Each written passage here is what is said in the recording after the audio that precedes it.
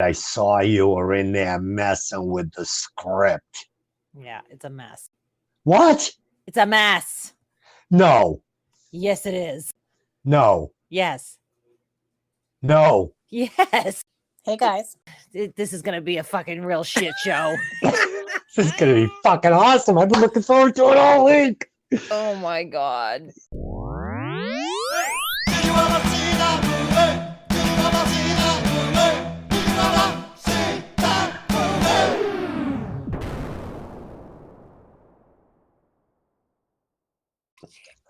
Okay, agents.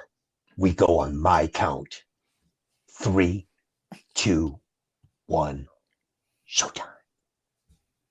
Welcome to Hey, did you ever see that movie? I'm your host, Des, and as always, I'm joined by my lovely co-host, Lynn. Her lady business is like an old dirty attic full of broken Christmas lights and like doll shoes and shit. Why don't you clean that out for her? And joining us today, the podcaster with a million potions, Mickey. Is it magic fucking whiskey? Do I get a motorcycle with it? Is it served in Jesus' shoe? Today, we will be discussing the 2013 buddy cop comedy, The Heat, written by Katie DePold, directed by Paul Feig, starring Sandra Bullock and Melissa McCarthy. As always, this podcast will contain spoilers, so if you haven't seen the movie, go watch it, then come back and listen to the podcast. But before we get into it, let's run that trailer. Sir, I don't understand. I've closed more cases than any agent here. You are a solid agent, but you're not a team player. None of the other agents like you. Wait for my 3 count. 1, 2. Unbelievable. We got a situation in Boston. I'm sending you up. FBI, we recently got intel that you brought in a dealer, Terrell Rojas. Hey, look who's here! Detective Muller's isn't back from lunch yet. I'm sure you won't mind. Well, he's a she. Oh, it's on! She's crazy! Fast, die young, bad girls do it well. I'm Special Agent Sarah Ashburn. Are you about to be interrogated by an officer? I am an officer, and that's my perp. Could you just close the door on the way out? I'll shut the door on you. Will you lay down here, put your head in the door, and I'll slam it about 157,000 times. Oh, girl, you better run. Fast, die young, bad girls do it well. I'm gonna make you bend over, and I'm gonna reach up into your pocket and get the keys to your house. And then I'm gonna drive there and stab you with your own badge. That's what I'm gonna do. Get back, get down. Let's loosen that up. Because if you think you can hide. Surprise! Come on, man. Get out, bull in China shop. What part of out do you not understand? You want to go out? We'll take you out. I can't hold you. All right, let's pull him up. Come on. No, wait, I'm not getting anywhere, really. I can't lift him up. He's all right? The metal car broke his fall? Hands up, hands high. Don't go screaming if I blow you with the bang. That was pretty awesome. Fast, die young, bad girls do it well. You are killing us out there. You don't fit in. I am a federal agent. What are those? They're Spanx. They just hold everything together. Why? What's gonna come popping out? Fast, die young, bad girls do it well. Fast, die. All right, so it is once again time for Dez's 4 and 1 fun and 1 fake facts. Number 1, and it will be up to my 2 co-hosts to figure out which fact is total bullshit. Okay, fact number 1. And Delyn already freaking blew me out on this one, but the actor that Mullins kisses at the bar and plays her long-lost flame is actually Melissa McCarthy's husband in real life. Number 2, Ashburn's yearbook is actually Sandra Bullock's real yearbook from Washington Lee High School in Arlington, Virginia. Number 3, Ashburn's FBI ID photo is the same photo used for Angela Bennett's mugshot in the 1995 movie, The Net. Good movie. Number 4, this was the 3rd time Sandra Bullock has played an FBI agent in a major motion picture. And number 5, Sandra Bullock attended the Virginia Police Academy after graduating college, but did not complete the course? Mickey, which of the 5 facts do you believe is total bullshit? The yearbook. And Dylan, which of these 5 lovely facts do you think is total bullshit? Well, I mean, there's a lot of pressure because I've gotten the past 2 right. So, Yes. I'm going to go with number 4.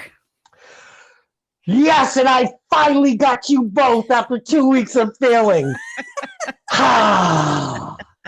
The bullshit fact was actually number 5. Sandra Bullock did not attend the Virginia Police Academy after graduating from college. But Dylan, I'm surprised you didn't catch this because I did mix a little truth in with it because she actually is from Virginia. Yeah. So You know I'm what? surprised you I didn't knew catch that. number 1 was true, but you know what? I think you caught me off guard when you said she attended the police academy after school. I guess I was thinking she attended it for the movie. Do you know what I mean? Like I wasn't. Yeah, that's kind of what I was thinking. Yeah. Okay. Well, it doesn't matter. You threw me both with missed that it. one. No, that's my job. Job well done. Okay. Let me give you the box office numbers. With a budget of $43 million and a box office total worldwide of $229 million, this movie was considered a smash success. Dylan, would you please give us the synopsis? Yeah, sure. This is what happens when you drink cheap 7-Eleven iced coffee. I came out, I'm like, baby, I got this iced coffee. It's a new flavor. She goes, that's not Starbucks. I looked at it, I'm like, huh? It was with the Starbucks. I'm like, no. I'm like, well, where's it from? So I was driving. She goes, that's 7-Eleven brand. Tastes like shit. What's the flavor? Salted caramel. Oh, I can't even hear your ice. Correct. Okay. It's a party now. And one more fun fact before we get started. So Dylan and I went to Bartucci's for dinner tonight for a nice fire roasted pizza. Wood fire. Bertucci's? Bartucci's? Bertucci's. They still have Bertucci's? Yeah. I mean, not for long. Bankruptcy, but Okay, I was gonna say I haven't been to Bertucci's in probably 15 years. So Bartucci's, if you've been there, their large pizza is fucking gigantic, right? Yeah, they have good. I used to love their rolls. Yeah, the rolls with the dipping stuff, the dipping oil, and you put the Parmesan cheese in it before you dip. Yeah. Yep. So they used to give you these. I mean, I'm talking just maybe 3 months ago. The large pizza was fucking giant, and it's all crusty around the edges and delicious. And so they filed for bankruptcy recently. So we went in there, and they still have the giant pizza pan, but the pizza is like this little fucking pizza in the middle of the pan. It's like the pan is now dwarfing the pizza. It's like it's so obvious this pizza is shrank by like 40%. Not And only did you that, order the large? oh yeah. So this thing hits the table, and first of all, so I order it. The lady goes around the corner and comes back around like 120 seconds later. I'm like, what? That can't be our pizza. She puts it down. The thing isn't even hot. It's obviously was cooked like at fucking noon. Somebody didn't pick it up, and they reheated it and brought it to our table.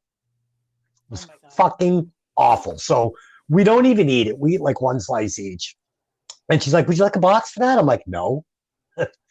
And I wanted to complain, but Dylan wouldn't let me. I'm like, I'm going to talk to the manager. She's like, no, you should have complained because probably it was not the pizza that you ordered, and they probably just gave you one that was, you know what I mean? I would have definitely said something. I would have said something too. I Now get let me ask you. so quickly, I just can't. Oh. I would have had to have left. Now let me ask you something, Mickey. Would your husband have been like Dylan? Would he have been like, "Don't, you're going to embarrass me. Don't do it." No, probably not, because he knows me and he knows damn well that I'll say something. Oh, I wanted to say something. I begged her to let me. But it also would depend on like how I handled it. Do you know what I mean? Yeah, I know exactly. I will say that I would say 99.9% of the time I handle things very tactfully, gracefully. I try to be nice, like Patrick Swayze, until it's time not to be nice. But he, and if you ever meet him, he'll tell you the story. Not to go off on a tangent before we go ahead. But we were in Frederick, Maryland. We used to live in Frederick, Maryland, and we were in a part. He loves this story. We were in a parking garage and we were already running late for dinner. And if you know anything about me, I fucking hate being late. I hate being late. I hate people that are late with me. And so we're in the parking garage. It's a Saturday night. It's fucking slammed. It's downtown Frederick, which is not very big. So it's, crammed. And we're going up around the parking garage. And there's a lady and just holding up the traffic line because she's waiting for these people to leave their spot. Now, keep in mind, these people have like 2 baby strollers, a car seat. They're talking to people outside their car. Right? They're not going anywhere in the next 5 or at least 5 minutes. Right. So I'm sitting there and the lady's not moving. So I went toot with my horn, like really quick, like toot, like, Yeah, polite. Nothing happened. So doesn't even acknowledge me. So I went toot, toot. Nothing. And at this point, I can see Tony. He's like starting to like, oh fuck, here she goes. And so I went beep. Nothing. She doesn't even look in the mirror. No, psycho. And I go, are you kidding me? So I laid it on again. He goes, okay, Mick. And I'm like, fuck this. And I like threw the car in park. And I like took my seatbelt off. And I went. He goes, do not get out of the car, because he used to be a cop. So he's like, do not get out of the car. And I'm like, what? So I was losing my mind. And he goes, honey, it's okay. I'm like, no, it's not. We're going to be late. I'm hungry. And you don't fuck with me when I'm hungry. No, because now you're crossing over into hangry. Right. So I'm like, God damn it. I'm like, I'm just going to go around her. So I go up around her and I go, roll down your window. And he goes, no, but I had automatic window. So I roll the window down and we pull up and I go, did you get your fucking license at Walmart, you dumb bitch? He's like, oh my God. Like, oh my God, Nikki. That's so funny because a quote that I use daily is, did you get your fucking license at Kmart? But that shows my age. Yeah, exactly. But I'm just like, and he's like, don't ever get out of the car. And I'm like, well, I understand that now, but like when I'm in the heat of the moment, but right. But again, I gave her the opportunity. Clearly they're not leaving. What's one more level? You know what I mean? Take the fucking elevator. But so it really depends on how I handle it. Right. But for the most part, he knows that if something's not kosher, I'm going to say something, because if I'm paying money for something, you can damn well be sure I want it how I want it. And I'm always very nice until I'm not. It's time to not be nice. Until she gets ratchet. Oh my God. So you're like Patrick Swayze. I'm going to be like, man, I thought you were going to be taller. Right. I'm the king of, I want to see the manager. Like, I want to see the fucking manager. So you're like the male Karen? No, okay. He would be if I wasn't there. I don't let him call the manager most of the time. No. See, because I'm not picky. I'm very like, that's actually not true. I'm very picky. But if everything is like the way it's supposed to be, then I'm good. But when you're going to dish me a fucking like 2-day-old pizza, like it comes to the table and there's no way I'm burning the roof of my mouth. Like I took a bite. I'm like, it was like biting into a fucking cracker. I'm like, this thing is a cold cracker. Yeah, I would have definitely said something. See, Tony thinks I put a spell on him because when we first met, I told him I was low maintenance. I'm like, I did. And so we joke, and I'm like, I am low maintenance as long as you do what I fucking want when I want you to do it. So let me tell you why we were half an hour late starting the podcast. So we came home. We had every intention of getting our shit together, being ready to go at 6:00. But we opened up the door. Now, we have an old dog. He's a Boston Terrier. He's like almost 16 years old. Right. Yep. And we come in, and I see that he has taken a shit, fallen in it, spun around in it 350 times, like was breakdancing in this shit. It was spread out all over the living room, down the hallway. Yeah. He had gone into the bedroom. It was fucking bad. So I had to bathe him while she mopped the floors. Well, and again, if you ever need to hold off, like I said, I don't ever schedule anything else the nights we record these. So I'm here. So if you need to, but no, that totally sucks. I get it. It was not fun. I can still smell poop, even though I've cleaned everything. I can still smell it. It's like it's in my nose. Right, I wonder if it's on your shoe again. Like no, it's not on my shoe. Not this time. That's why there's always poop in our house. It's like having an infant, you know? He shits himself. Now, he does that probably 4 or 5 times a week. and you'll hear it. It's like, you'll hear tick, tick, tick, tick. And then And that's him like just fucking breakdancing and shit. All right, let's do it. Give us the synopsis. In case you people have forgotten, we're doing the Heat. Oh my goodness. So FBI Special Agent Sarah Ashburn is a methodical investigator with a long-standing reputation for excellence and arrogance. In contrast, foul-mouthed, hot-tempered Detective Shannon Mullins goes with her gut instincts and street smarts to remove criminals from the streets of Boston. Sparks fly too, when these polar opposites have to work together to capture a drug lord. But in the process, they become the last thing anyone expected. Buddies. Yeah, kid. They're buddies. Dude. Oh my God.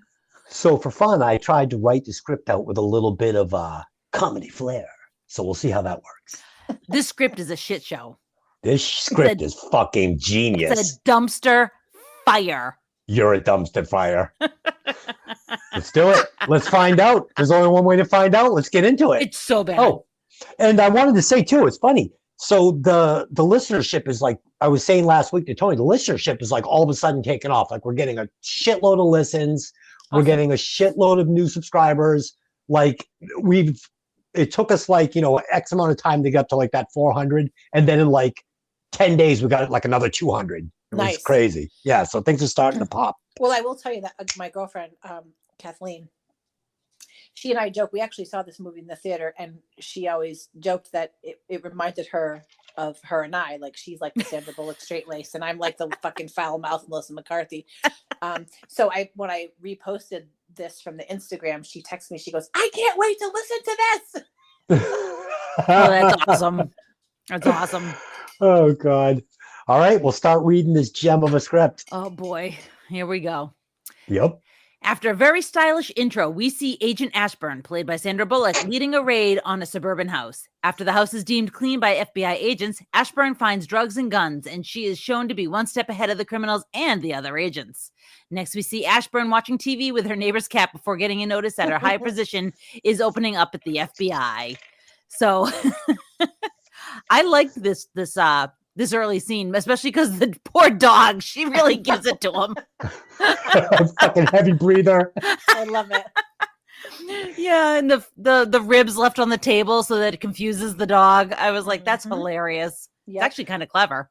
I thought that the intro was, like I said, like the way I wrote it, I thought it was very stylish. I thought it was cool. It kind of had that like Shaft feel. Mm-hmm. I thought that was all really cool. And it's funny because I also thought it was really funny when she says, we're going on my count. We're going on 3. And she says 3, 2, and they all just take off. They're like, fuck you. Yeah. But when she's watching TV with the cat and you'll see that they give us 3 foreshadows. We're going to see 2 albinos and we're going to see the tracheotomy. Yes. One of the albinos was from Foul Play. Did you guys catch that? No, I didn't. I just noticed the ones from The Matrix. Yeah, that's with Goldie Hawn. And he is like the original albino bad guy. Like really good. You guys should check that movie out if you hadn't seen it. But yeah, I had high hopes after this opening scene. I thought it was really good. It cracks me up, the neighbor's cat. And didn't the neighbor say something like, "Are you with that weird lady again?" Yeah. Are you visiting that weird lady? I love that. And I love when she's walking through, excuse me. I love when she's walking through the house after they sweep it. And she's like, like you can tell she's like so like politely snarky. Oh, yeah. Mm-hmm. Like, and she's just, I think Sandra Bullock's adorable. She can be annoying, but I think she's adorable. But like, I just love how she's like, oh, okay. Who she reminded me of in that scene was Hermione from Harry Potter. Like, she's so like, I don't know it all, Yep. I was kind of getting some Ace Ventura Pet Detective when he comes into the hotel room. Yes. And is, doing the door, opening it and closing it. Oh, yeah. So. And she's so awkward. Like, and I know that that's part of her character, but she's so awkward when she gets in the car and she slams the dashboard. She's like, let's go. There's like no one in the car. Yeah. I thought Sandra Bullock was great in this. I thought that she was really funny playing the dry cop. I mean, she was brilliant in this. I thought, like I said to Delin, this movie was like a tale of 2 movies for me. I love Melissa McCarthy. I always do. I love her in everything she does. I think she's super funny. But the first half of this movie, she was like I want to say she was kind of overplaying the part just a Yes. little bit. Yes. And then she kind of like falls into the groove by about like the 50-minute mark. She starts like toning it down, but still Yeah. playing the same character. And the movie got way better and Mhm. way funnier for me. Yes. This Sandra Bullock in this reminds me of the what was the movie that she was in where she was the police officer in the beauty pageant? Oh, Miss Oh. Congeniality. Miss Congeniality. Yeah. Yeah. This is almost the same character, just leveled up. Yes. Agreed. So All go ahead. right. Let's hear some more of this fucking brilliant script. What brilliant script is that? The one you're reading. Oh my God. Next at FBI headquarters, we see Agent Ashburn feeling out her boss on who he's giving his position to when he's promoted, but he's not sure she's right for the job, as it's no secret the other FBI agents hate her. Her boss then briefs her on a case and tells her if she does well, they can talk about the promotion. And with that, he sends her to Boston. Boy, this script is doo-doo. It's doo-doo. I'm sorry, everybody. I didn't have What? time to fix this thing. It's fucking great. Oh my God. Well, yeah. Okay. So like, you can't blame everybody for hating her because she's kind of, well, she's snarky. Yeah. Yeah. I mean, even if she's politely snarky, she's still snarky. Yes. And she can't help it. She was that girl that like people picked on in school because she was so smart. She had no social skills. Yeah. Right. Yeah. Well, it's just like that thing that's when she says to Melissa McCarthy, I was actually married for 6 years, and he said, could he hear? Melissa McCarthy had so many good lines in this. Yes, Can she you did. believe that yearbook picture was her real high school yearbook picture? It was. Like, yeah, that was her real yearbook. That was her high school Are you yearbook. kidding? No, Is that this was one of her. your fun facts that's bullshit? No, seriously. That was her actual high school yearbook that they used for this. That's so funny. Yeah, and she looks like a total dork. It's funny because what I loved about this character that Sandra Bullock is playing is she thinks that everybody likes her, and she thinks she's this really nice, personable person. She doesn't get that she's like the butt of the joke. The people are like, she's a total fucking asshole. Yeah. Right. So so she's kind of like the innocent asshole. You know what I mean? Yeah. Well, I think that she thinks because she's a woman, she has to try harder. So she does, and she wants to be recognized for that, but doesn't realize that in the meantime, she's not making any friends. She's actually making enemies. Right. Yeah, it's funny because the sergeant or whatever, her higher up, he says, I don't know if you're right for this job. It's no secret that all the other agents hate you. And she is like looking like, really? All right. So we get a shot of Ashburn arriving in Boston. Then we cut to a scene of Agent Mullins, played by Melissa McCarthy, a cocky, brash undercover cop, staking out a bunch of prostitutes and telling her fellow detectives to go fuck themselves. We learn here she does things her way or the highway. She then breaks up with John when he's trying to hire a sex worker, calls his wife, and then takes him on a chase to apprehend a local drug dealer. And this scene was pretty funny.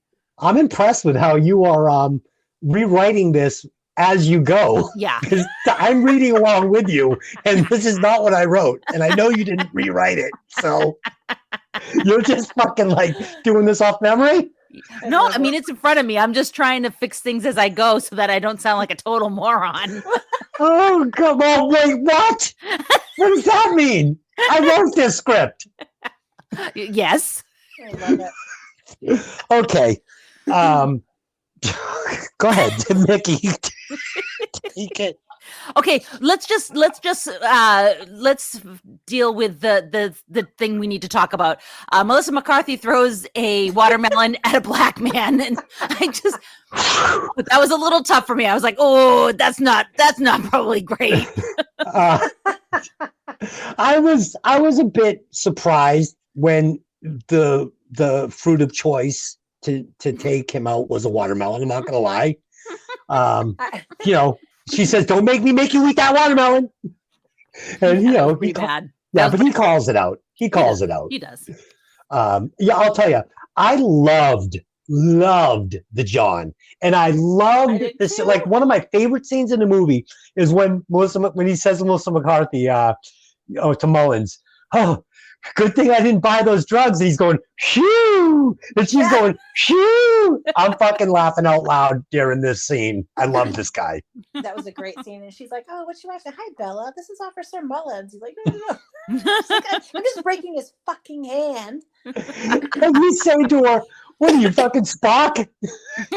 Yeah, what are you, Spock? That was wicked funny. Oh my goodness. Yeah. So at Boston FBI headquarters, Ashburn meets Levy, played by Damon Wayans, a Boston FBI agent who gives her some files pertaining to her case. At the Boston Police Department, we see a sweaty Agent Mullins eating a raw pepper. She's trying to park her car.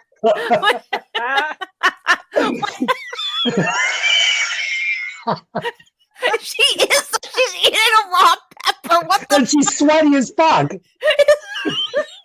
I mean, anybody would be eating a raw pepper. Oh my God. When Agent Ashburn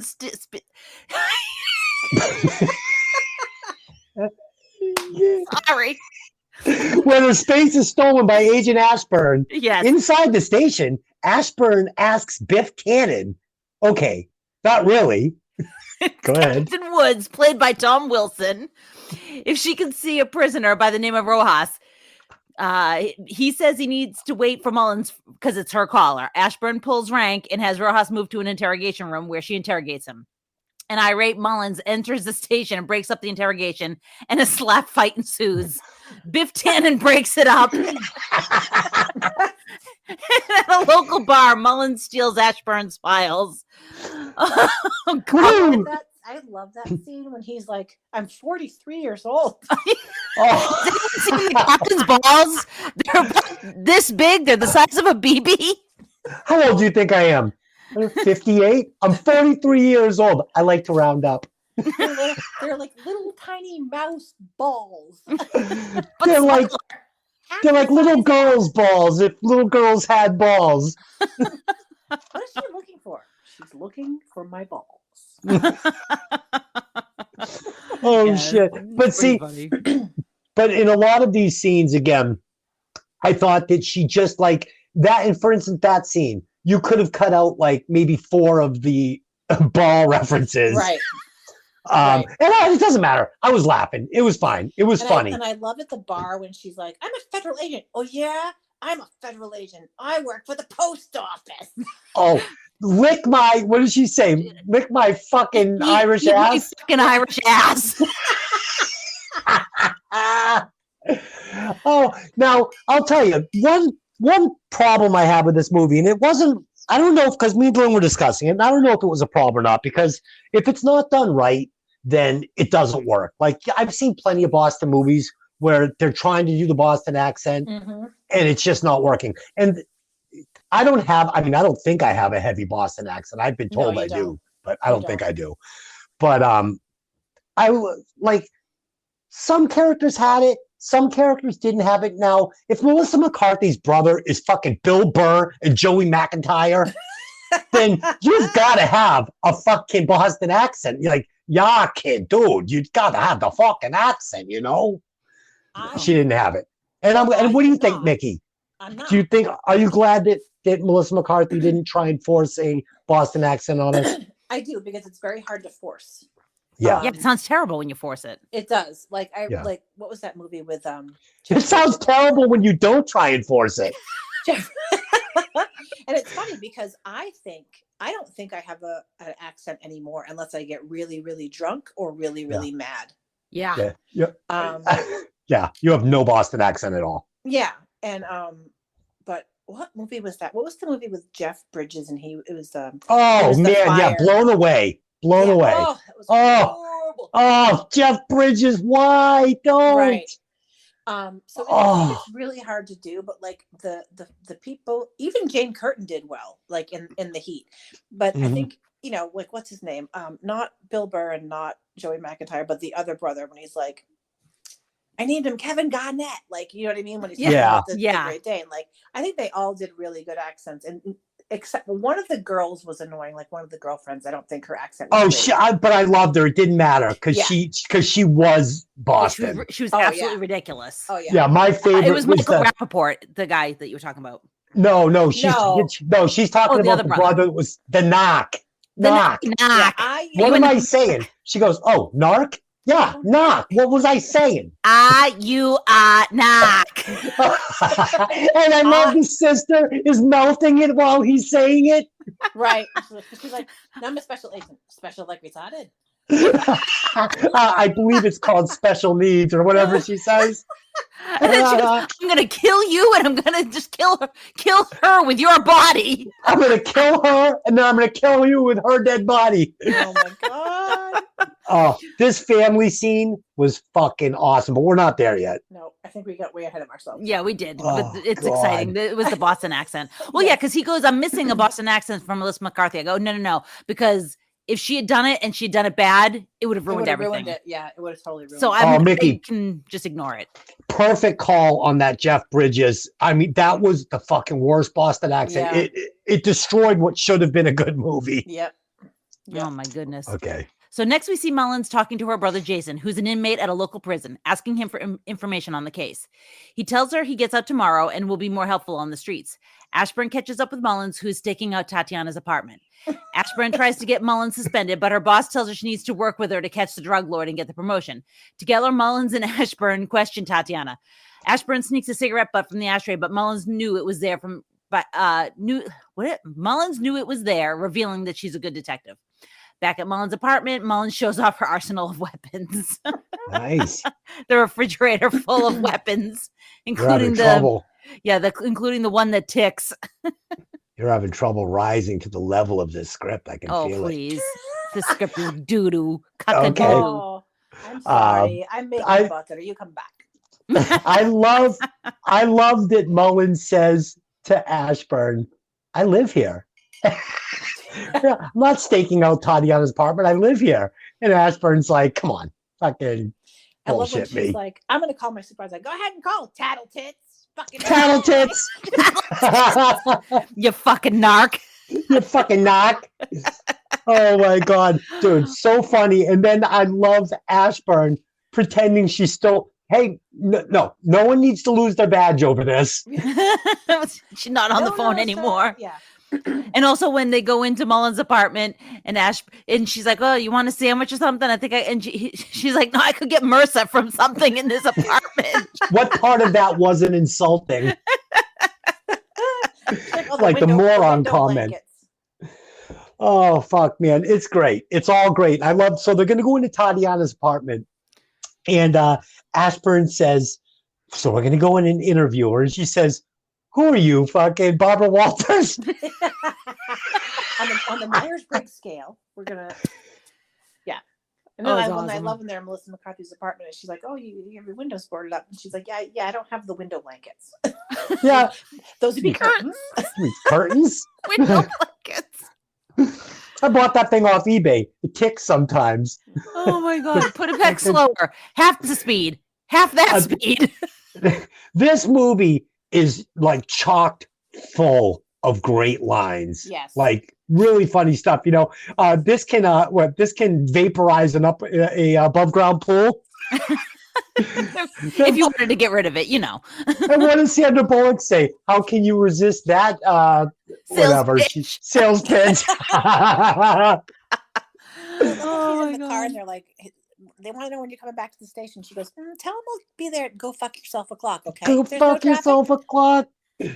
Oh fuck, man. Yeah, You're gonna hit the it's traffic. and I mean we can't not talk about Tatiana. You know. No, So you she's- Bulgarian? No, I'm fucking French. Whatever she says. Yeah, she is D on Always Sunny in Philadelphia. Oh yeah, yeah, Friggin' hilarious on that. So How about you get Yeah. the fuck out of my house now? yeah. The fuck out of my house. So how long have you lived here? Since I moved here. Thank you. That's very helpful. Yeah, fucking great. it's fantastic. Okay, carry on. At the Boston FBI headquarters, our agents get the results from the cigarette butt. It belonged to a local businessman with ties to the underground drug and prostitution ring. While staking out Club Echo, EKKO, Mhm. they see that man named Hank go in and they follow him. That's That's what you get for changing my script. While staking out Club EKKO, they see Hank go in and follow him. Ashburn poses as a party girl. There should be a period after him. There is a period. It is I'm not. looking There is at no it right period. now. There's no There period. is. I'm looking There at is. it. There's no period. Oh my God. I'm looking at it right now. He's putting in a period. I just want you to do it. Bullshit. That period was there. Oh my God. We're both in the same Google Doc. I can see it. It moves. A little line moves, and it says Des, and a little period appears. Okay, keep going, party girl. She poses as a party girl. Ashburn poses as a party girl to distract him so they can bug his phone. After successfully bugging the phone and leaving the club, the agents are pulled over by the DEA, and he tells them the DEA has been staking out the club and they've almost blown his case. And this is the albino. Who's your wife? A 5-pound bag of flour with a hole cut in it? I was fucking laughing out loud so hard on that line. What the fuck is that? Oh my God. Woo! All right, so we got to talk about the fire alarm. Oh, she pulls it off. It's not even wired in, and then she starts. What's that, gum? It's a condom. And she goes, bleh. And the funny thing is Boston is so old, like that. I could see that really happening. yeah. Like you go into the rat. Oh yeah. Oh, I missed the rat. Oh, I missed the rat. Yeah. We have stories. And There's I'm stories. sorry. You know who else I love, and he doesn't get enough credit, is the guy, the dancing guy. Oh yeah. Oh. Yeah. I fucking love that guy. And then Melissa McCarthy at some point is like, maybe. Oh, do you shave your legs above the knees? Why don't you try shaving above the knee next time? Oh God! And women's legs, they grow hair. Oh, she's talking about how those compression shorts hold everything together, and she's doing all the hair. And Melissa McCarthy's like, I can feel the heat coming off it. You got to air that furnace out. What's gonna come fucking popping out? What's gonna come popping out?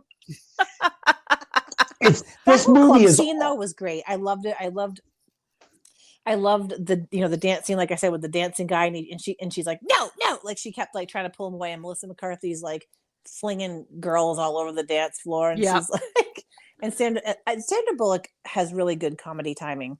Yes. And I just thought that whole scene was super funny. Yeah, but that guy for me made the scene. I don't know why, because I've seen hilarious. guys like him at clubs. We've all seen those guys. Yes. See, this is where this is about the time in the movie where we start seeing Melissa McCarthy sort of find her stride as this character. Yeah. The first half of the movie, she kind of felt like a little bit Chris Farley, like almost over the top a little bit. Yeah, like just a little over the top. But what was nice was that the foil between her and Sandra Bullock, because Sandra Bullock was nailing it right from the start. Yep. And it was kind of like, sweet and salty, yin and yang. So she was keeping it together for me, know. Yeah. But once McCarthy found her stride, this movie really started to take off and get like really funny. So the next morning, Ashburn finds Mullins has broken into her house. They head over to Mullins' mother's house to talk to her brother, Jason. We get great performances from Bill Burr and Joey McIntyre. Mullins discovers her brother is being forced to work for a crime boss, Julian, when she sees cigarette burns on his arms. Jason tells her who's Sale? Sal. Sal? That's how you spell SAIL is Sal? That's not what I put. I'm looking right at it. She didn't fix it. It's SAL, just so you know. Yeah, I know. Take a look at the script. SAL. I'm looking right at it. I'll screenshot it if you'd like. Jason tells her Sal was going to steal a shipment of drugs from Julian, but got caught and is in Julian's trunk under the Charlestown Bridge. Yeah, Charlestown Bridge kid. Oh my goodness. So can we talk about the kitchen in the Mullins household and how East Boston it is? Oh God. Like so those good. cabinets. I've seen those cabinets in so many kitchens. Like I think they were in an actual house in East Boston because you can't fake those cabinets. No, you No. can't. And you know what else too? I noticed. I have to say, like, love Michael Rappaport, and I feel like this was his most subdued role I've ever seen him. Yep. He's very chill. Yeah. Yeah. He's very submissive in this. And I love him too as an actor. I love him in everything he's in. One of my favorites he was in Cop Town as Super Kid or Super Cop. Oh, you What got was to his see him name? in Higher Learning. Oh, really good. Oh, yes. I don't think I've seen it, but Yeah. I love him. And I agree with you 100%. He was very submissive and subdued in this, but he was more than qualified for the part. That's one we could actually talk about sometime because it's really good. It's heavy. Let's talk about it right now. No, it's a little too. Yeah. No, I don't think so. Now we're doing the Heat. What? When we did Central Intelligence, we broke down 20 movies and 400 actors. Yeah, Mickey, I got a little cuckoo. I can't wait till you listen to the Airheads episode. I have to. I started listening to it and then I got so busy. Oh God. Yeah, it was one of those weeks. I couldn't keep crazy. I had to go back and edit some stuff out after it was already out and people would listen to it because I listened back and I was like, that can't be in there. It was like for me to do that, it got crazy. That's funny. Yeah, But I it's got a little cuckoo. It's still plenty though in there. Still lots of meat on the bone. Awesome. Okay. Yeah, so the agents go to the morgue to see Sale's body because you spelled it Sales again. No, I didn't. Yeah, I'm watching him fix it again. That's not true. She's making that up, people.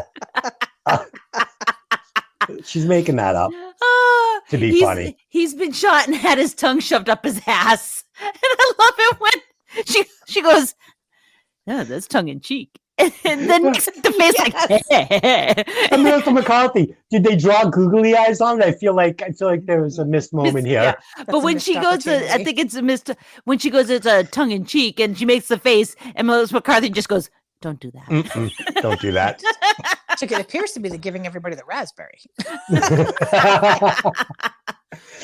Oh, so they go through his belongings and find a powder on his shoes. Back at headquarters, they discover all the victims had the same powder on their shoes, meaning they were all killed in the same place. They race to a paint factory to investigate. Once inside the factory, they witness two thugs kill a guy before being captured by Hank, but Mullins shoots one of them and they capture Julian. Back at headquarters, they interrogate Julian, aka Stuart. Look what I can do. What I can do? No. No. I love Stuart. He's my favorite. Me too. My favorite. I can watch Stuart for hours. Just give me a loop of Stuart. I could too. Oh my God. What does Mom say?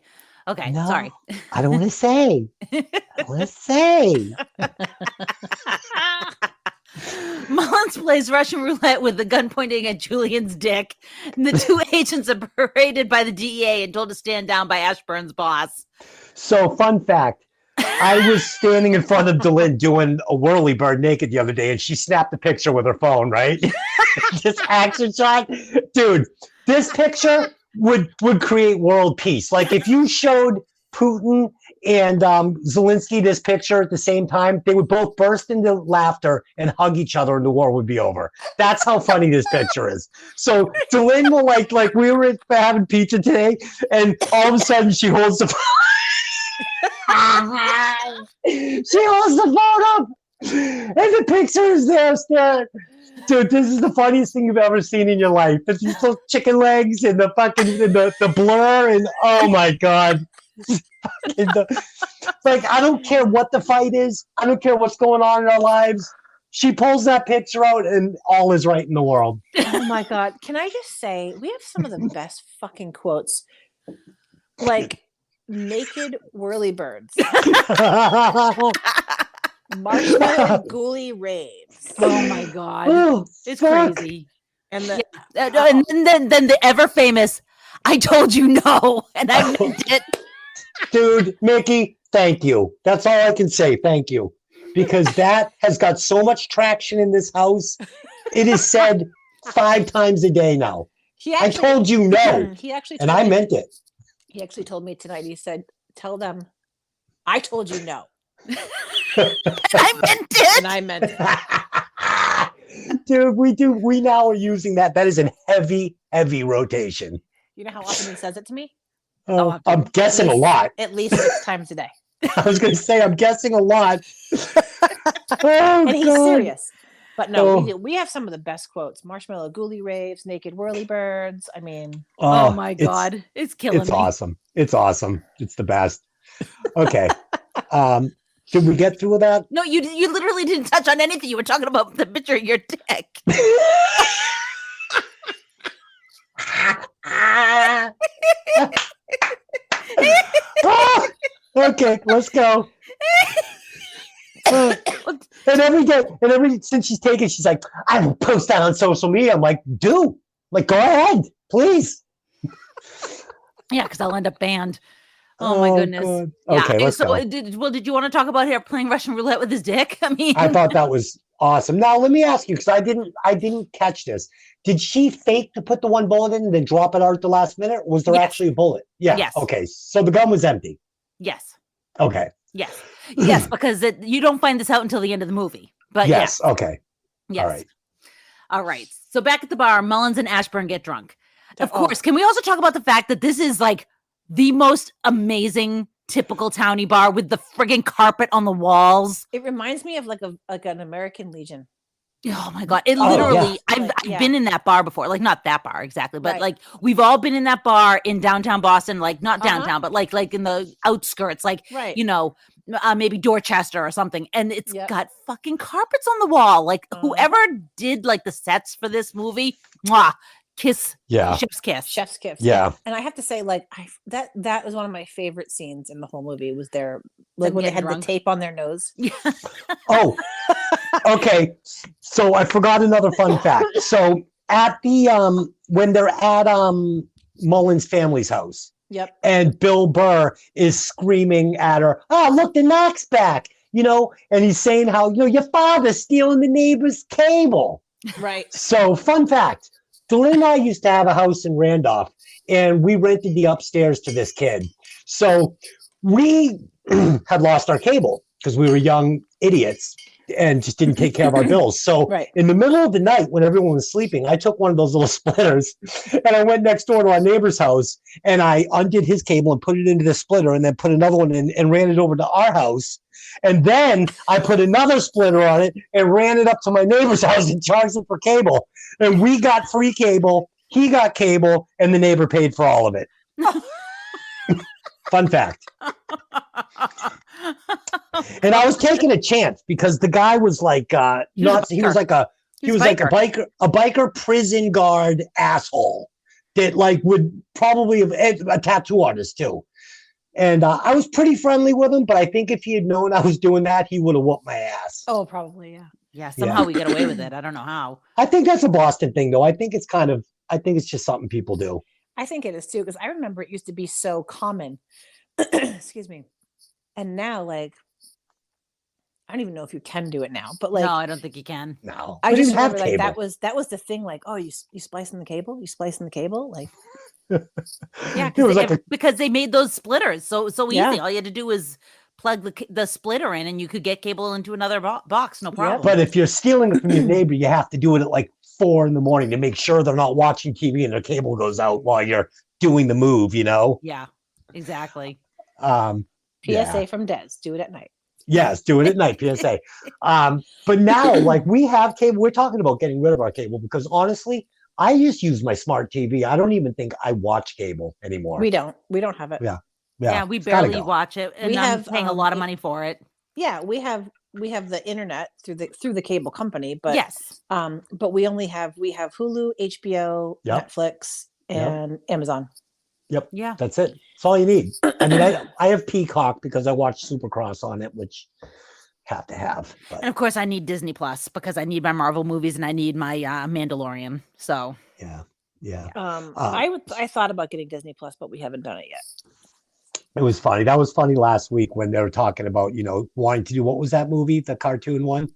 oh, rock and roll. Yeah. So Tony and Delin are like talking. I'm going, no. I'm like, we don't review cartoons on this. I go, it's a rule. Tony's like, rule? When was that rule created? I'm like, we only do movies with actors in it. We don't do cartoons. Yeah, well, we'll see about that. Maybe someday. All right, let's keep rocking the script. Wait, whoa. What'd you just say? I said we'll see about that. No, we won't. We don't review cartoons on this show. It's a We'll rule. just see about that. Okay, look in the handbook. There is no handbook because you don't want to write. Okay. Okay.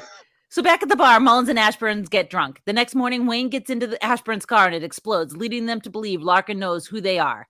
Ashburn gets a text of a picture of Mullins' family, and they suspect there's a mole on the inside. They rush to Mullins' house to hide her family after stashing the Mullins. Oh my God, this is written so bad. I'm so sorry. They rushed to the Mullins house to hide her family. After stashing the Mullins family at a hotel, the agents go to Denny's to work on a plan. Oh, you're right. Okay. Yep. Ashburn suggests Jason works undercover for them. After performing a bullshit tracheotomy and almost killing a man by... You're a reckless person. Yeah, you're a reckless person. Thank you. Not you. Mullins gets a call from Jason saying he knows where the shipment's coming from. Oh my God. Okay, fun fact. So I'm a hypochondriac and I worry about choking. So I've actually... No, I do too, though. I have actually looked into how to perform a tracheotomy on myself, and I think I could pull that surgery off. No, you couldn't. No, you couldn't. Okay, no, you couldn't. Don't try it. Okay. There's also this cool little device that I found, right? And it's like this suction cup you put over your face, and it's got like a plunger on it. And you pull it out, and it'll suck food right out of your throat. So I think I'm going to get it. I think I'm going to get it. Yeah, did you guys? Could save your life. I didn't even know that existed. Did you guys ever? Okay, here we go again. But did you guys ever watch the show 6 Feet Under? No. No. Okay, it was on HBO. You could probably, if you have HBO, you can still watch it. It's a really good show. It's got the guy. It's got the guy from Dexter. Is Lee Pace in that? Lee Pace. Oh no, that might be Pushing Daisies. Oh, it's really good. It's about like this family. They have a funeral business, and the father dies, and so the family takes over the business. It's drama, but I think it's good. Mm-hmm. Michael C. Hall is the guy's name. Okay, yeah. But usually at every episode, they start off with, someone in the community dying or whatever. Mm-hmm. And one of them has a woman, she's a single woman by herself. She has a cat and she's eating and she starts choking and she dies because nobody's around to help her. And I used to, before I met my husband, I'm like, God, that's going to fucking be me. Do you know what I mean? Oh, Jesus. Well, if that ever happens, run into the corner of a table and have the corner of the table hit you right in the gut.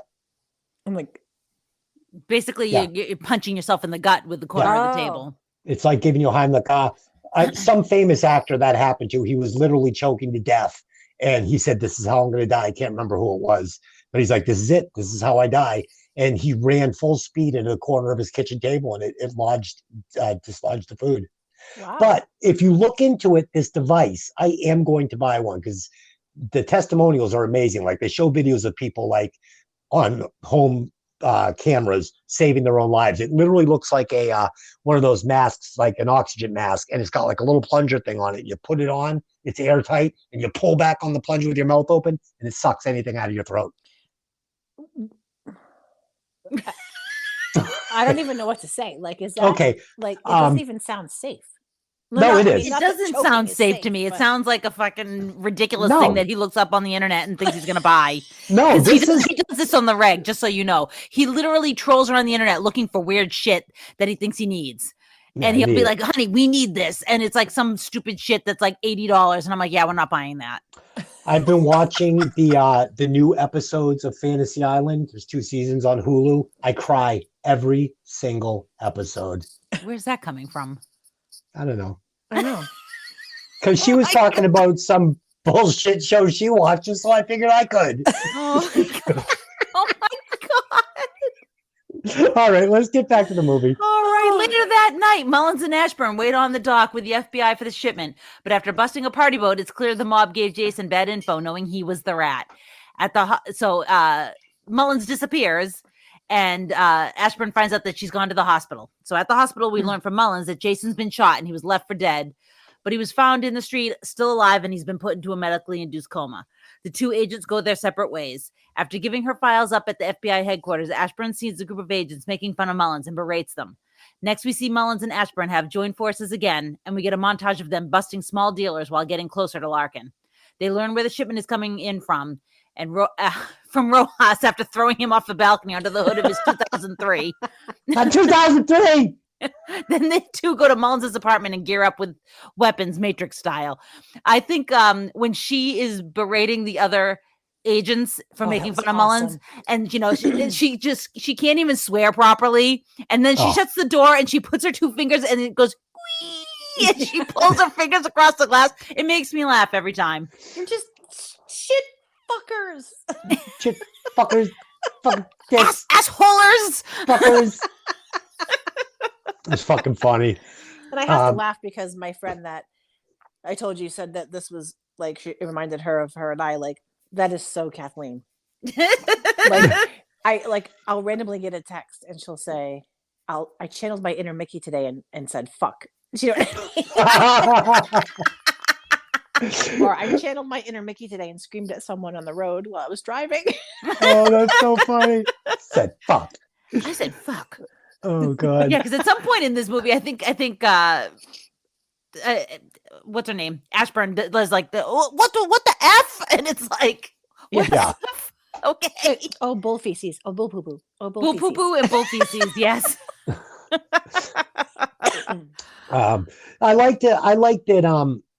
I kind of called this before it happened. I knew that Jason was giving them bogus information that they knew that Jason was going to sell them out, and they used it. And I did like this in the writing because though this was a comedy, it was still a fun cop movie. And I love that the bad guys used this opportunity to pull the whole FBI and everybody and misdirect them to, bust this party boat, which was great. And to verify that that's what he was doing. Correct, to make sure that they knew he was a rat, but they knew he was. I don't think that Jason would have been left for dead. I think he would have suffered the same fate as Sal the sub. Sale the sub. Sale the steak and cheese. Oh my goodness. Dude, my buddy was like, one time I was down in on the North Shore. He's like, dude, I'm gonna take you to get the best steak and cheese sub you ever got. I'm like, all right, so let's go. So we go, and he takes me to this place, and this steak and cheese sub probably weighs about 4 pounds, and it's the worst steak and cheese sub I've ever had. The meat was gray. Where was it? Honestly, I don't know. It was like in Malden somewhere or something. So his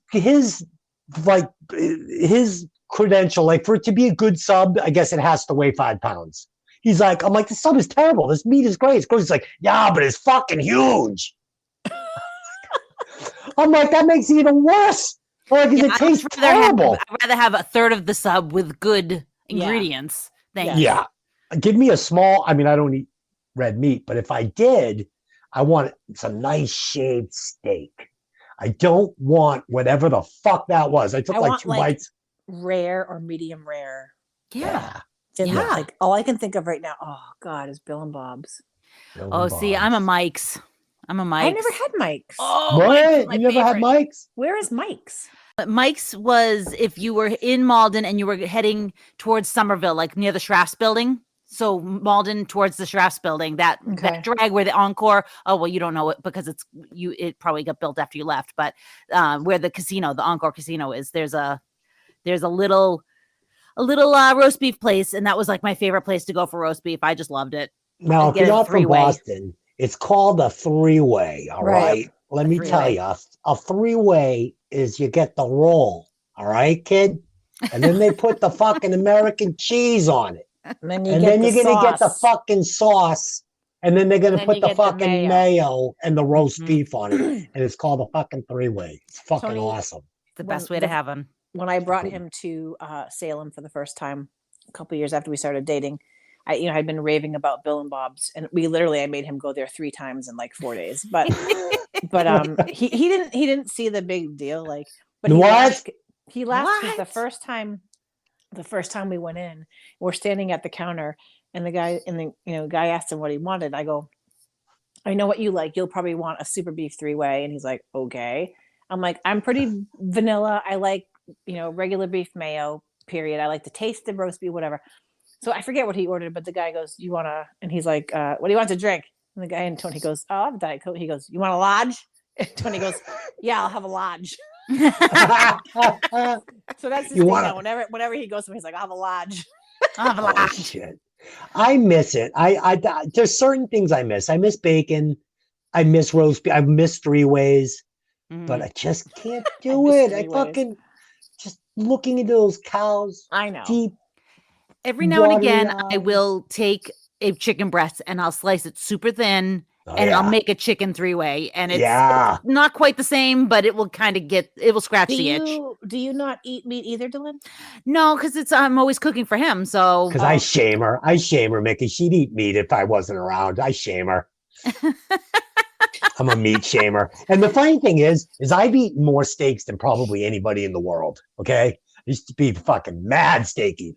That's how I am. Yeah. I woke up one day and I was just like, nope, not doing it anymore. Yeah. Like probably 6 years ago, I'm not fucking eating pigs. I'm not eating fucking cows anymore. I love them both. But I could fucking choke that little chicken if I had to. Choke that little chicken. Choke this little chicken that. Little beady eyes, little beak. I'd be like, choke you. If I had to. But I could also probably love a chicken. I could see myself laying back with a chicken under my arm, petting him and calling him Bob. Hey, Bob. Hey, Bob. Oh, I used to have 2 ducks named Martha and Malcolm. Oh, do you eat duck? No, I don't go out of my way to eat it, but like we used to go to this restaurant and they had like a what the hell was it? It was like duck nachos. It was like pulled pork, but it was duck. And wow, I didn't think that I would like it. Holy shit, was it good? Did you eat Martha? Good.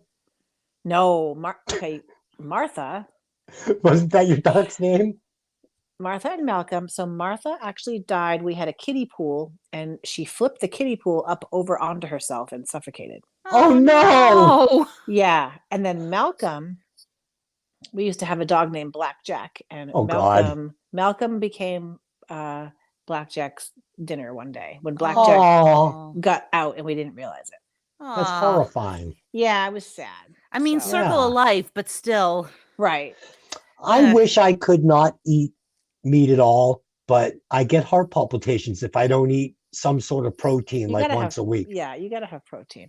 Yeah. And we tried to do the vegetarian thing, but he just won't eat enough beans and stuff to keep up with the protein situation. Like he doesn't like chickpeas or anything like that. So it's like I had a hard time keeping his protein up and he ended up getting heart palpitations. And I know this isn't like, I know it sounds like silly, but like I try to eat like pasture raised, grass fed, free range animals when I do, because I know I hate the fact that I eat animals, but at least I know if they had a wonderful life up until the end, I feel better about it. Do you know what I mean? Like I up until the time it became a 3-way.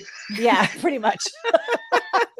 But yeah, no, I'm the same way. Like I wish I actually tried to go vegan. I was vegan for like 6 months once and I can't do it. I can't do it. I was sick. Yeah. No, we're not designed for that. I love cheese. I love cheese. Mickey, I'm never giving up cheese. I eat grilled cheese sandwiches like some people eat fucking, I don't know. I eat a lot of grilled cheese sandwiches. I love grilled cheese. Yeah. All I drink is water and I fucking eat a lot of cheese, man. We get like blocks of cheddar from BJ's. I'll power through one of those in like a week. Oh yeah. My husband picks up because I have a cheese drawer. Oh yeah, we have a cheese drawer. My thing is I am a blue cheese snob. I will eat blue cheese. Like it has, I will eat blue cheese on a shoe. Like, I don't care. I will eat it. Have you ever had blue cheese on a cracker with like a little bit of fig jam? Yes. Oh my God. You know what else is really good? I think they call them Irish nachos. Ooh. If you take like, they're like kettle chips, like homemade, like the thick potato chips. Yeah. Excuse me. Those, it's like and you take blue cheese and you make it like almost like a sauce, like you put either milk or cream or whatever, and you make it so it's super chunky, but it's almost like I don't even know how to explain it, but it's like a sauce. But it's why would it be an Irish nacho? Listen, Because so you put the blue cheese and you 'Cause it's on drizzle it. potatoes. You drizzle it over. Potatoes. Yeah. That sounds racist. You drizzle. That's what they call them. You I'm drizzle joking. it. You drizzle the cheese sauce over the nachos, like all over them, all over the chips. I mean, and then you also drizzle. And I never even thought that I would like this, but like I am obsessed with it. It's like Frank's Red Hot, like very Ooh. little bit of Frank's Red Hot and some chives, and it is amazing. We put that shit on everything. I'm not just saying that. we literally put that shit on fucking. I love Frank's on anything. I Yeah. don't normally eat that, I but like do. I like it on the chips, like those chips. But like he laughs at me because we have a Wegmans here. It's a it's like my favorite grocery store in the world. Like it's like going to Disneyland for me. Like I'm like Wegmans, you know what I mean? But they just have the coolest stuff. But they have this blue cheese and it comes in it's called something like Cave Select St. Pete Select. I don't know. It's like $10 for like a pint. It's Oh my like, God. and he laughs at me. He's like, "That's your fucking $1 million blue cheese." I'm like, "It's Yes. good." Like I won't go buy like the shitty blue cheese at like Tops Market because it tastes like feta to me. Yes. Like I Yeah. want a good blue cheese. I'm a if you're cheese gonna guy bother, too. If you're gonna bother, eat it. Eat Right. the Now, good have- stuff. And he's like, have "Go you- get your $1 million blue cheese." I was like, "Yes." Have I am. either of you tried government cheese? I don't think I ever had government cheese. It comes in a big white box and it just says cheese. Yeah. Yeah. Chemical cheese. Yep. I will get a nice emu steak like once a year, and it tastes exactly like steak, but it's a giant bird. I think if I could catch that bird, I could choke it. Choke that fucking emu. You know what I actually tried and I didn't think that I would like it, but I really liked it was a bison burger. Mm. I've Yeah. actually been told that bison's not bad. Oh, it's amazing. Yeah. And I don't know how I feel about eating them. They're not as cute as cows, but Right. I And don't, who the fuck am I to judge what? I could fucking eat an emu, but I can't eat a bison. I don't know. I couldn't Have eat you a ever had bison. crocodile or alligator? I mean, No, but I feel like they get a bum rap. I love alligators. They're like dinosaurs, right? Yes, those Um, fucking rednecks. What was that stupid show where they swamp hunt them? people. Swamp Yeah, I people. don't like that. But I'll tell you, probably about in the late 90s, I was in Florida. And they have like Florida gator bites are a big thing in Florida. Like they're like, it's almost like getting like chicken fingers. It's gator bites, like popcorn, right? I tried it once, like, I don't know, 30 years ago. And I'm like, I don't think I like this. Just mentally, I'm like, I can't eat it. Yeah. But I was pissed because I went to Gatorland, which is like, Yeah, I've been it's there. like- yeah, they fucking What? serve gator to eat. What's Gatorland? It's- Gatorland, You it's- go it's in like you can like see gators up close and you can hold a baby gator and stuff like that. it's Is there like a- some dumb guy that puts his hand in an alligator's mouth? Yeah, stuff like that. I love when that guy gets bit. Every like- time I'm like, yeah. but they like they're there like to help to save the alligators and blah, blah, blah, but then they serve fucking gator in your restaurant. Like Yeah. That's I weird. don't like seems that. weird. I don't like that. Unless it's the Um, gators that die of natural causes. And then you probably wouldn't want to eat them. Yeah. We talked about cheese, vegetarian, veganism, Roast three beef. ways. This turned into a Food Network edition. I must be hungry. Hey, did you ever We see didn't, that we, movie? didn't, we didn't eat that stupid pizza. I'm hungry, so I'm talking about food. Yeah. That awful pizza. Yeah. Yeah. Yeah. Holy shit, we've been talking about food for 21 minutes. Holy All shit. right. Okay. Shall we get into the I last forgot scene? where we were. Hey, you know what? You know what I do like though, and this is true. I love a nice roasted capon. It's a little roaster, Mickey. If you didn't know, The Capone. A Capone. I love a nice roasted capone. All right. Okay, that's it. Let's move on. Later that night at the warehouse, Mullins and Ashburn try to bust the gang, but find themselves outnumbered. They slip a live grenade in a bag of guns and slide it to Teen Wolf upon his request. But the bag explodes, allowing the two to escape, but not really. They're caught up by another guy because they're like, hey, I don't know how many of you guys are here. And they get caught by Julian, who ties them to chairs and tells them he's going to cut them up. Before he gets started, he's informed that Larkin is there, and he jams an oyster knife into Ashburn's thigh. Oh, I Yeah. hate that scene. Yeah. Mullen takes it out and cuts their ties and puts it back into Ashburn's leg. Oh my God. At that moment, the two DEA agents enter to save the day. But when Adam learns Jason is still alive, he shoots the flour bag fucking albino in the head, revealing that he's actually Larkin. The flour bag fucking albino. He leaves to kill Jason and assumes Julian is going to kill Ashburn and Mullins, but they fight their way out back with the oyster knife. Wasn't she like, oh, it wasn't the albino? Yeah, I feel bad. It wasn't the albino. So bad. Back at the hospital, Ashburn and Mullins rush to Jason's room to save him. Larkin is waiting for them behind the door in Jason's room, and he knocks Mullins down with a pistol whip and threatens to inject Jason with an air syringe. But Ashburn shoots him twice in his no-no place before he can do it. No place. In his no-no place. You fucking shot him in the dick. Yeah, Twice. you were going to do it to Julian. The gun was empty. That's when you learn that the gun was actually empty. That's right. Good callback. Let's see here. So 2 weeks later, Mullins is honored by the police department. Mullins calls Ashburn from the hospital, where we learn Jason has survived and he's awake again. And Ashburn took a position with the Boston branch of the FBI.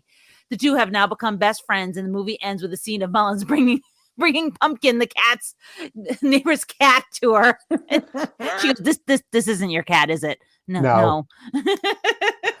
Oh God. Oh my God, we forgot one of my favorite favorite scenes when they're like, I think we may have gone over it, but got sidetracked. But when she was getting the whole family and they're all in the van and they go to pick up Gina and she's like, Oh yeah. I gave you the bag with the rollers so you wouldn't have to carry it. Oh yeah, I'm gonna get you a dick sucker for Christmas so I don't have to do it no more.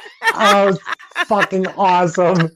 It's freaking awesome. I mean, they nailed. I mean, I know Joey McIntyre's from Boston, but whoever that girl was, she nailed that accent. Fucking nailed it. Yeah. It just gave off such the vibe. Like and it was Elizabeth perfect. McCarthy's taking the bag and throwing it into the yard. My like, makeup's oh my in God. there. That's my makeup bag. Oh my God. It's Yeah. so good. Hilarious. We're not taking that fucking dinosaur with us. Oh yeah, the huge dog. Where did you get this dog? And I love Joey McIntyre. You put her life in danger. We're getting her. You put her life in danger. We're going to get Gina. Oh my God. Joey Mac was fucking awesome in this. Yep. Yeah. And Jason's sitting outside the motel room with the baseball bat and the dog. So good. So Boston. Yeah. That's how people actually sit out on their back stoop in the summer. Yep. Pretty much. With I don't remember this, but in the Boston suburbs, do people put screens on their garages and sit in their garage in the summertime? Oh fuck yeah. Okay, because that's I a don't know if I've huge ever thing seen here. that. It's a huge thing here in Buffalo. I don't think I've ever seen that. Well, I don't think people have garages in Boston. Well, I'm not necessarily in More in the Boston, but suburbs. like the suburbs. No, I don't. I think people have screen houses more. Yeah, I think that might be more like a Virginia thing. Oh, Maybe 'cause that's what I see it a lot Yeah. here. A lot here. People like, especially there's a few towns away from us. There's like one section, and I feel like every house you drive by has the screen where they sit in their garage in the summertime. That's But so one thing funny. that people do in Boston that is kind of funny, and I think that is specific to the region, is people will take, like, so you've got public parking on streets in Boston, right? Yeah. But once you put your fucking fold out chair in that spot, if fucking you come back and somebody's moved that chair and parked their fucking car in that spot, you have full right to slash all the tires and fucking knock them out. Well, all right? now you've missed a crucial part of this. It's when it has snowed. No, And you, it's- no, no. It's when it has no. You can't do that like in the middle of the summer. People will yes, just you can. will take your shit and throw it. Nobody cares. No, you can do it. No, listen, if you shovel out a spot in Boston, then that you can kill somebody. Now, this is You've a earned that true spot, fact in yeah. Boston. Fun fact.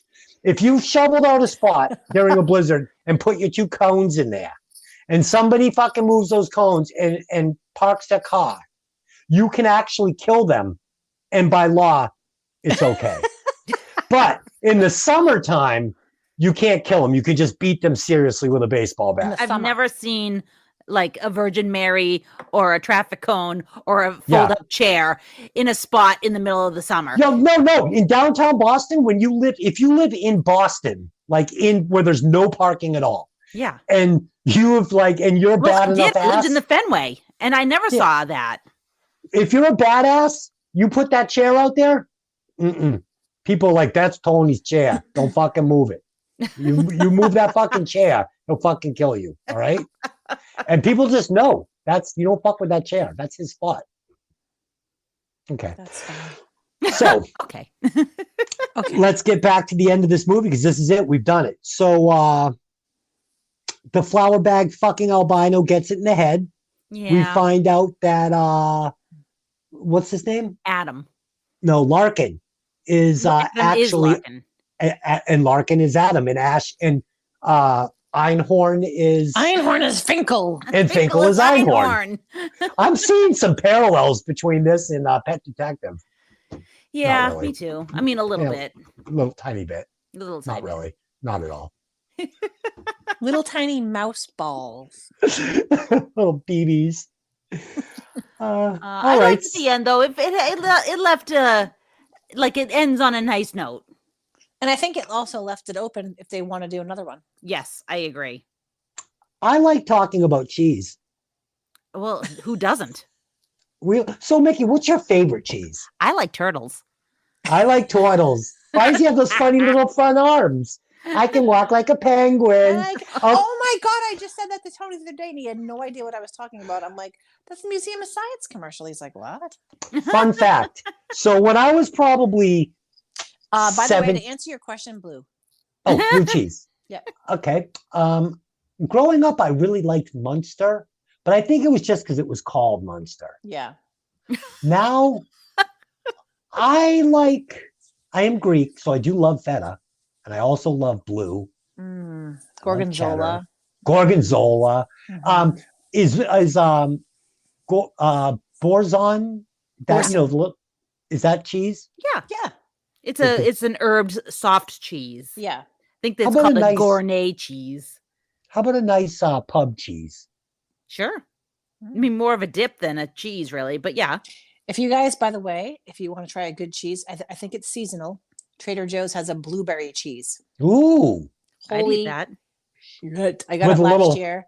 It was phenomenal. And I actually went back to Trader Joe's the other day and I asked them because I didn't see it. She's like, I think it's seasonal. So I'm going to have to keep checking because it's a hard cheddar blueberry cheese. Yes, please. Like, It is maybe with a amazing. little fig on a It, Triscuit. it Yeah. almost Not- tastes like it almost has a hint of like manchego Mm. with it's so good. So for our listeners, what does a manchego cheese taste like? It's almost to me manchego is like a super sharp tangy parmesan. That sounds good. I like that's that. Tony's favorite cheese is the manchego. My favorite Really? is smoked Gouda. Yeah, I don't like smoked cheese that much. I do. I love it. I I do literally too. could eat a whole wheel of smoked Gouda without even looking. No Mhm. problem. Love it. I love cheese. We've got this new bread. It's this really like what is it, honey? What kind of bread is it? It's like a multi-seed panini bread. It's All like right. a big loaf. So I've been junking on this bread, man. This shit gets so crunchy. So what I like to do is I like to grate up two kinds of cheese, preferably some cheddar and a little smoked Gouda or some pepper jack, whatever I can find, but mostly cheddar. And I pack the two pieces of bread with it, and then I butter up both sides and I put it in the air fryer. And Ooh. the air fryer gets it so crunchy, the bread, but it melts the cheese down. So you get that pull. Oh, forget it. So Yum. fun See, fact. I hate cleaning cheese off the air fryer basket. That's Oh, I do don't hate clean the air He fryer doesn't out. clean it. I do. So he I doesn't don't have care. a problem with it. Yeah, it's fine. Yeah. So- Yes. God, You hear the gasp, and you know what? That sounds like my husband. I love him dearly, but yeah. Our dishwasher broke, so we've been having to wash our dishes by hand. It's been a bummer. So quick fun. So anybody that didn't get the walk like a penguin thing, that was the Museum of Science. It was I a know. commercial. And people in Boston wouldn't know. But when I was like 17, me and my best friend, the best man at my wedding, and my girlfriend at the time, This is the guy that embarrassed you at your wedding? Yes. we bought acid from these two hippie guys, John and Bubba. And we took the acid in Weymouth and decided we were going to drive in to Boston and go to the Museum of Science and walk around tripping. We got there and the Museum of Science was closed. Oh, And drag. we were fucking tripping balls. So I remember being like, we got to get back to Bubba's. Gotta So get back we're to trying- Bubba's. We got to get back to Bubba's. So we're trying to drive back there. We're stuck in traffic. And like I can hear the radio of the car next to us. It's like a hot summer day, and it's like, yeah, fun story. That's it. So we went back to Bubba's. We were all freaking out. And Bubba talked us down. He was like one of those soothing hippie guys, and yeah. Oh dear. Yep. Good old Bubba. What a fucked up episode this was, huh? Yeah, it got a little cuckoo. I hope our listeners like cheese. Yeah, because there was a lot of cheese talk today. A lot of cheese talk. You know what I've discovered with this podcast, though? I don't think people really care about the movie or what we think about the movie. Or I think they like to hear us talk about things like cheese. And tempers and Yeah. They want to peek into the lives of who we are. And it's scary. it is Whirly scary. birds. Naked whirly birds. Naked whirly birds. Oh, God. All right. So anything else to say about the movie? I mean, we went through the entire end. It didn't really talk about it, but I mean, if you listen I to the think it podcast. stands. Yeah, I think it stands for itself. Yeah, You and saw I think, like I said, I think they left it open for a sequel, which I think I would I'd like see to it. see a sequel. I'd Yeah, see it. I thought it I'd was watch funny. it.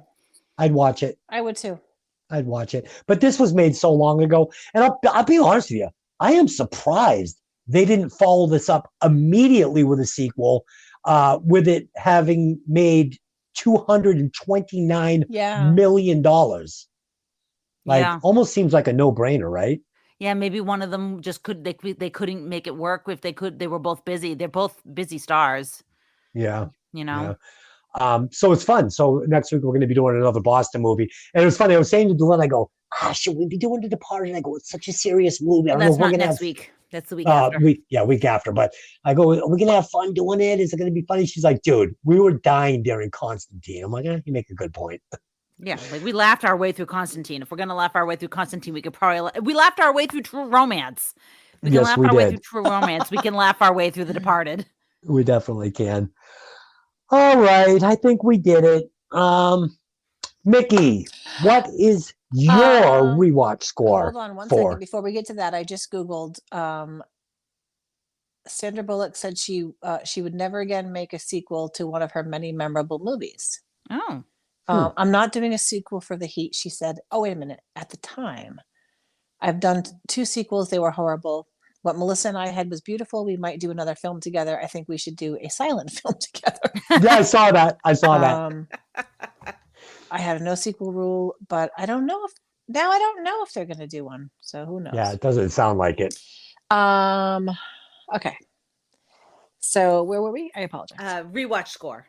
Oh, I'll tell you, I laughed out loud so many times. Their timing was just perfect in this. I love Melissa McCarthy to me is so funny. Like I'll watch her in anything.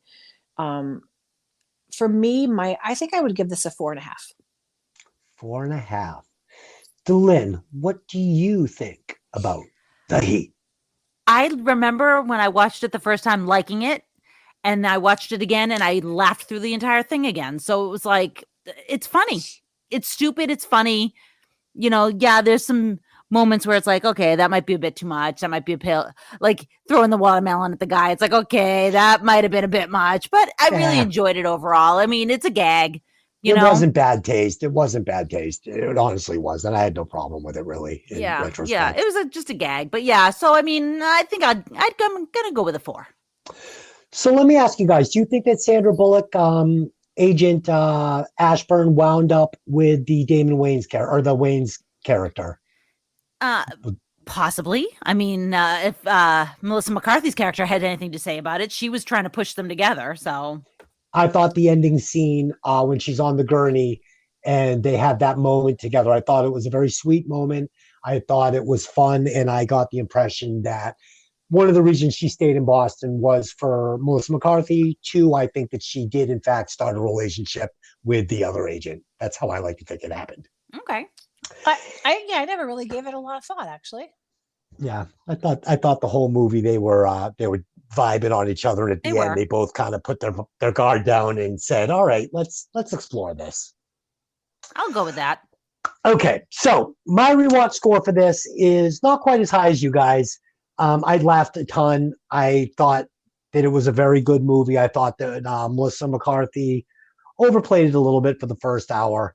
I'm going to give this 3 3/4 rewatches. So with my 3 3/4, Delenn's 4, and Mickey's 4.5, I think it would be fair to give this one 4 1/4 rewatches. You guys okay with that? Yeah. Yeah. All right, so 4 1/4 rewatches it gets. I hope you guys enjoyed the show. It was I hope you different. like cheese. It was different. Like always, I want to thank the listeners for stopping by, and want to thank Delenn. And for once, we watched a movie in the same room today. 28 movies. This is the first time we watched it together, and I got to be honest with you, made me a little uncomfortable.